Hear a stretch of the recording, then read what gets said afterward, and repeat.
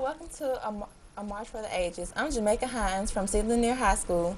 Our guest here today is Dr. Joel Reed. How are you today, Mr. Reed? I'm doing fine today. How about yourself? I'm fine. The first question I want to ask you is, as a high schooler today, all I've ever really known was integrated schools. So, what was it like when you were in high school? Well, when I was in high school, schools were totally segregated. And even the buses were segregated. Most for a while, black children did not have buses to ride. They walked to school, while white children even would ride by and pass the black children on the road, even though the buses were going past the black schools. The schools were segregated.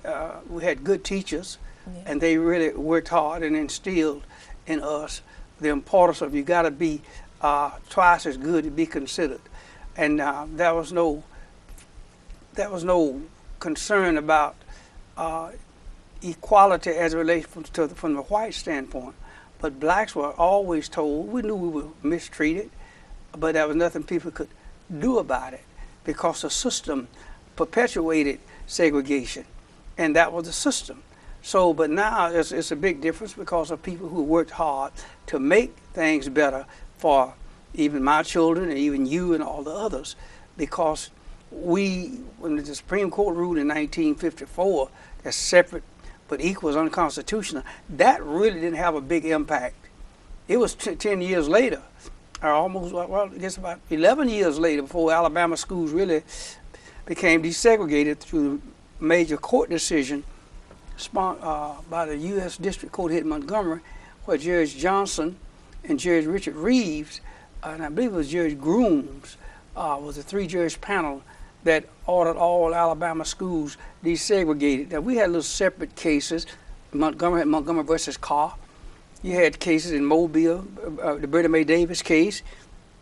You had cases in Birmingham and Jefferson County, the Armstrong case. So you had little pockets of cases, but that was just tokenism. It didn't provide wholesale desegregation. But with the coming of the Levy-Macon decision, that decision was statewide. 100 school systems were under court order at one time. So that made it possible. Even then, there was a lot of resistance, and it then took a long time before schools eventually became desegregated. But now, it's all right in Montgomery, Alabama. We have a totally different situation now. I don't know whether your principal now is your school's black or white. I don't really know. I know we got a majority black board. We got a majority, we have a black superintendent. Well, your principal may be white. I don't know. But desegregation is occurring now in across the state of Alabama. And what we have is that we see some schools now. Some schools are still segregated. They're segregated now because whites are going to these private academies, and rather than to desegregate, well, they want to go, fine. The only thing that I would say, if you want to go to a private academy, don't go at public expense. You can't use taxpayers' dollars to fund private academy. But they might want to go to a private school. That's their business. Let them go, but go out of their own money. So, but certainly schools today are much different than they were before because of schools now are open to everyone, and even the psychological, even the from general observation, black children have the opportunity to attend schools in their zones, or what they zone for. So it's been a big change in many respects. So we did. There were a lot of problems we experienced when schools desegregated. A lot of young black kids were thrown out of school. White principals were scared of them. They were afraid of them, and they would expel them. They'd put them out of school, and that didn't help at all. Some black youngsters believed that if the school desegregated, that everything was going to be equal and fair. It was not even equal within the integrated system. When schools integrated, they thought, well, everybody be treated fairly. It was not. There were many black children thrown out of school when they shouldn't have been thrown out. And I remember so much that it used to be the time when a black youngster in the black school got in trouble. The black principal didn't put him out, didn't expel him. They punished him, but made him stay in school. I remember Mr. Owen Frazier, who was my principal in Connecticut County. We got in some trouble once. And he said, now, well, I'm not going to send you home. He said, you're going to take the lawnmower, you're going to cut all the grass. You're going to clean the yard. You're going to do something, and you did it open so everybody could see you knowing you were being punished. But he didn't put us out of school. And that we didn't experience when schools first desegregated. We saw wholesale expulsion of black youngsters across the state of Alabama and across the Southland.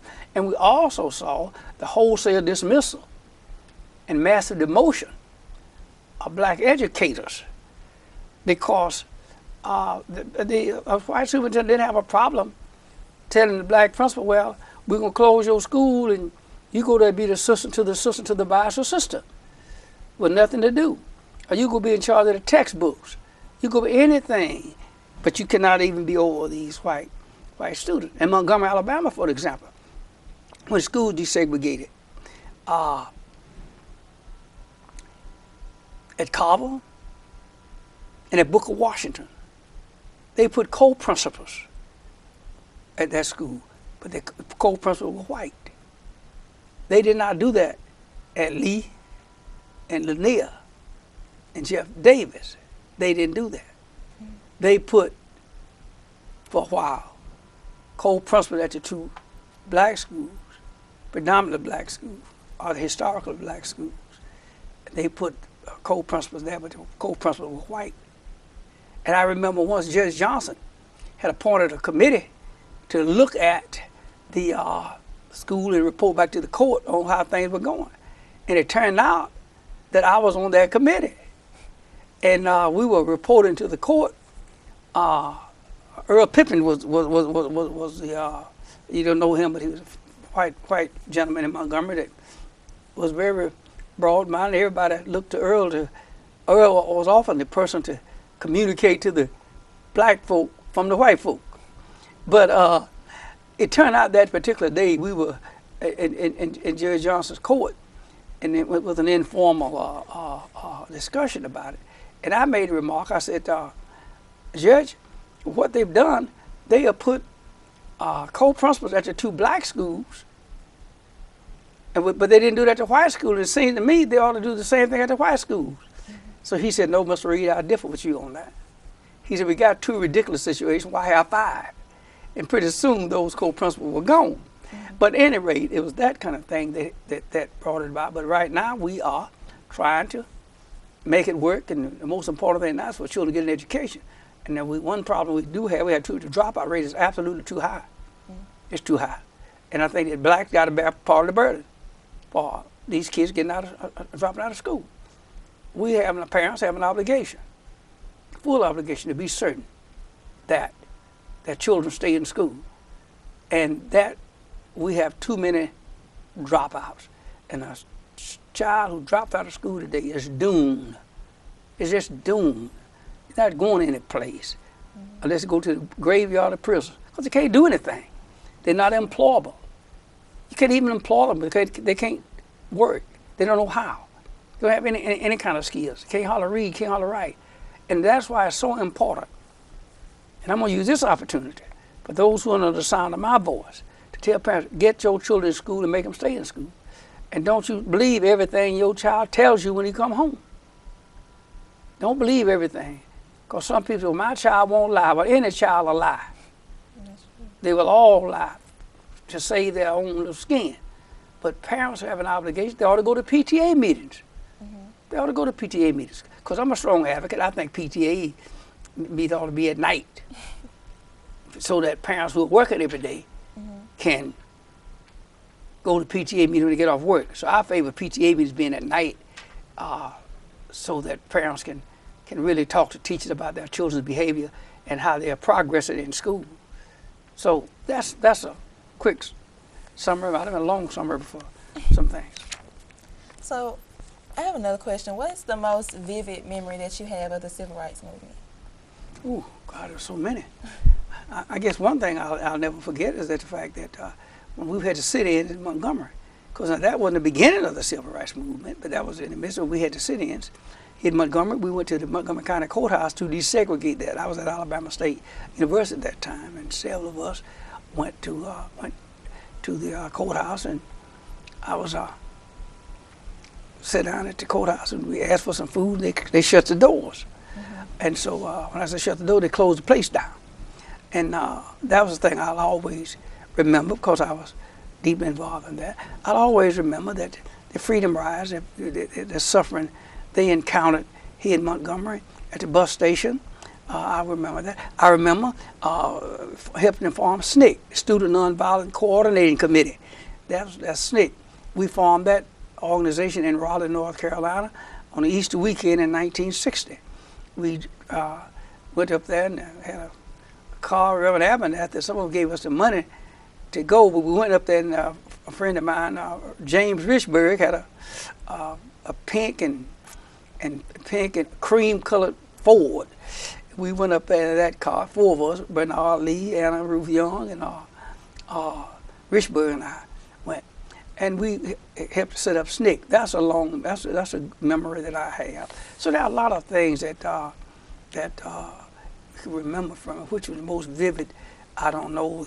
The older I get, some of them I forget and some of them stand out. But I was just glad to be a part of it. So, of course, there were, Ms. Parks and Dr. King, they're, well-known civil rights activists. What other activists did you know about that weren't so well-known, they had a prominent role in the civil rights movement? Well, there's always the chief spokesman, and that was Dr. King. We all loved him and appreciated that, but there were many other folks. Ralph Abernathy, we remember him so well.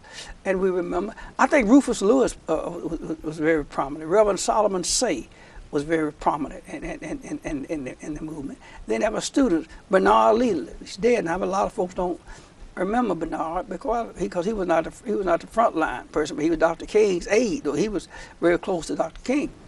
And there were many others who sacrificed. I think Willie Ricks, name you probably never heard.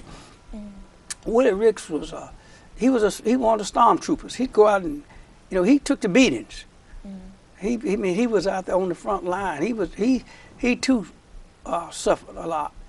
That's a person I think that what we may some folk call one of the unknown, one of the forgotten heroes. He was very, very good. He fought and he devoted his life to it. There were many other persons who really sacrificed and devoted their time and effort to this whole civil rights movement. And of course, if you start from the Montgomery bus boycott forward, that was some unsung heroes whose names you don't necessarily see because they played a role in the background. But you got to have advisors. You got to have somebody who can understand the chemistry of the town. You got to have somebody who got the courage and the know-how to do that. So it's kind of like fighting a war.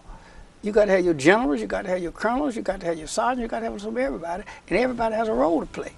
So we had that involved in the whole process as well. But fighting for the cause, everybody played a role. Even the folk who just sympathized, they played a role. A lot of people who played roles and they said, well, don't mention my name, but I'm here with you. And those kind of things. And there were those who would contribute. So it's a lot of people who worked hard, but normally it's like, if you think about World War II, you think about Eisenhower and as a Supreme Allied Commander. And of course, some other folks think of Patton, but there were other folks like Clark and many other people, Montgomery, and those other people who were involved in the war. And that same thing with the Civil Rights Movement. There were a lot of people who were there but wasn't on the front line. I wasn't even making announcements. So from a civil rights perspective, What can you say has changed the most since the days that you were in school?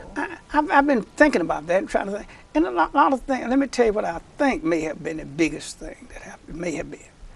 I think the 1965, and I'm not, if somebody would argue with me and say, no, Joe, you are wrong, I wouldn't argue back and say, no, I'm right. But from my vantage point, I think one of the most important things that came out of the civil rights movement was the passing of the 1965 Voting Rights Act. I think that did more to change America and to change the Southland than anything else as soon as it did. Now, your litigation absolutely was important, but the litigation was very slow. And judges, some of them were sympathizers with the racist element in this country. There wasn't a lot of Frank Johnsons. A lot of people now talking about, well, it's all right to be this, all right. Yeah, sure, it's okay now. Everybody's safe and home free. But at the time when it was standing up and Judge Johnson was issuing these orders, his family was being threatened. He was being threatened. And a lot of things were taking place. But I think the Voting Rights Act probably was one of the most important pieces because it impacted the system more, because the system had denied us education. And the system also denied us the right to vote. Those were the two most important things that the Old South kept us from enjoying. Provided superior education. It was always separate but never equal. Then, aside from that, they would not let us vote. Now, some counties people could vote in pretty well. But where there was massive, more blacks you had, the less chance you had the right to vote. And it was that kind of thing. I went with them. Of course, Rufus Lewis and I got in his car one Sunday afternoon, drove to Baldwin County to register one person. One person. That's how much resistance we had, but that was also showed our commitment for people to register to vote. But I would think the Voting Rights Act probably did more to change the South and this nation than anyone and anything else. Yeah. Okay. So what would you say had changed the least? I don't know. I think all of it was positive. I would think that I don't know which one I would say that did change the least. I don't really know that. I hadn't thought about which one did less. Well, I guess the 1957 Civil Rights Bill was passed. A lot of folks know we had a 57 Civil Rights Bill too. But that bill did one thing. It told us that you were not going to get any cooperation. You were not going to get any substance from the South with that bill just investigating and trying to point up things. The South knew what it was doing all the time. You see, because the Civil War continued. It continues even to this day. It's a Cold War, but it continues. When Lee surrendered, Robert E. Lee, when he surrendered to Grant in Virginia, they stopped shooting. But the war didn't end. The Confederate generals came on back and worked hard to get control of the government, and they finally got it. Then they passed all these bad laws, the black codes, laws that said you blacks and whites couldn't communicate. The Southland has a lot of good people, good Christian folk, plenty of them. And that we have not been in any war, what I call war for civil rights, that we didn't have some white allies. We've always had white allies. And there are a lot of whites who died.